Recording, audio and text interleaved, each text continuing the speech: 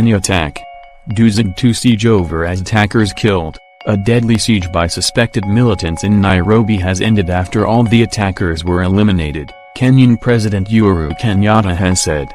Gunmen attacked a compound in the Westlands district of Kenya's capital on Tuesday, killing at least 14 people. Some 50 people are still missing, Kenya's Red Cross has said.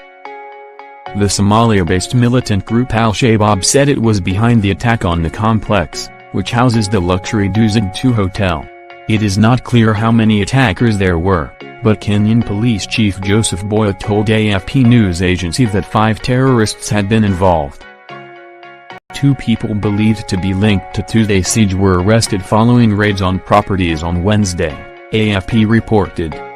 Confirming an end to the security operation at Dusit during a televised address, Mr. Kenyatta said that 14 people had been reported killed and many more were injured, but that 700 others were safely evacuated. He added that every person that was involved in the funding, planning and execution of this heinous act would be relentlessly pursued.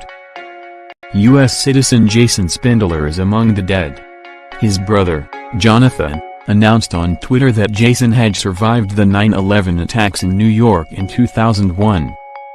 In an interview with U.S. broadcaster NBC, Sarah Spindler said her son was trying to make a positive change in the third world in emerging markets. British citizen Luke Potter, who held dual South African nationality, was also killed, and another Briton was wounded, the UK Foreign Office said. Kenyan James Otter, commonly known as Cobra, was tweeting as the attack was unfolding. He was known for his love of football and well-liked. 2 Kenyan friends, Abdallah Dahir and Fazil Ahmed, were having lunch together in the grounds of the hotel when the suicide bombers struck, Reuters news agency reported. Friends described the pair as inseparable. On Wednesday, people made their way to a mortuary in Nairobi to help identify the bodies of their relatives and friends. By Andrew Harding, BBC News, Nairobi.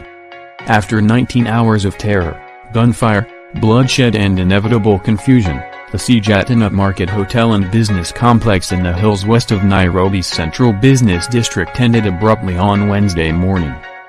Throughout the night, cowering groups of civilians, many had spent hours hiding in their offices or in bathrooms, were escorted to safety by security forces amid sporadic bursts of gunfire and the boom of explosions that continued well beyond dawn.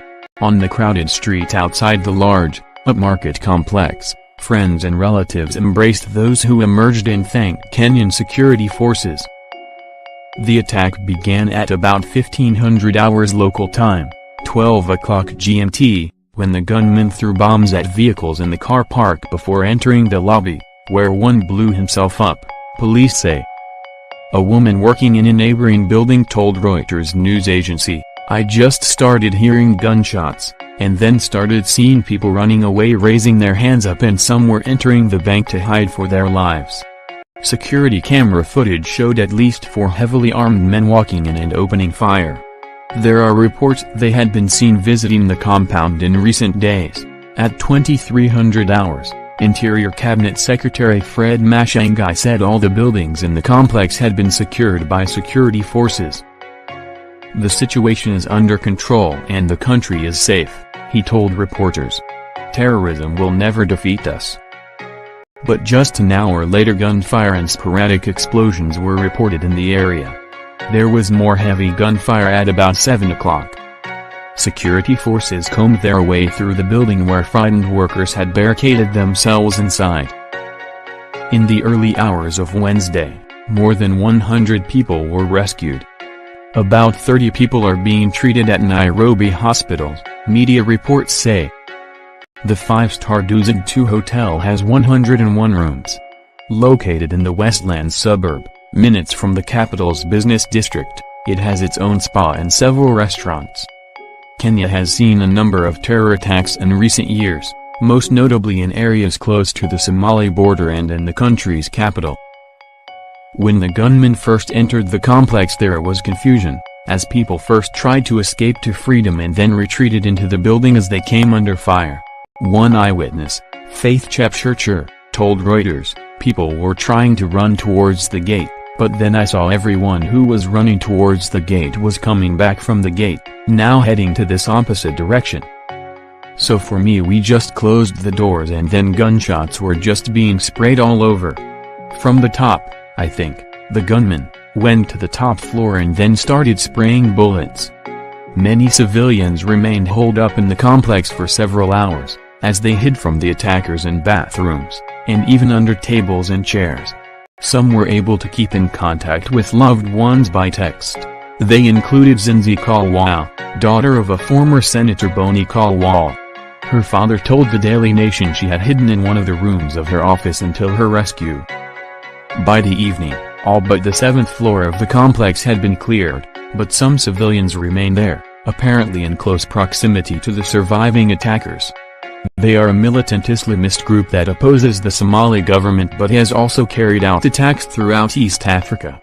Kenya is part of a regional peacekeeping operation that supports the Somali government in its battle against al-Shabaab. In September 2013, al-Shabaab gunmen entered the Westgate shopping mall in Nairobi and targeted shoppers. During an 80-hour siege at the upscale center, 67 people were killed. 2 years later, the group carried out its deadliest ever assault in Kenya, shooting dead almost 150 people at Garissa University. Are you in the area? If it is safe to do so, please email haversay@bbc.co.uk. Please include a contact number if you are willing to speak to a BBC journalist. You can also contact us in the following ways.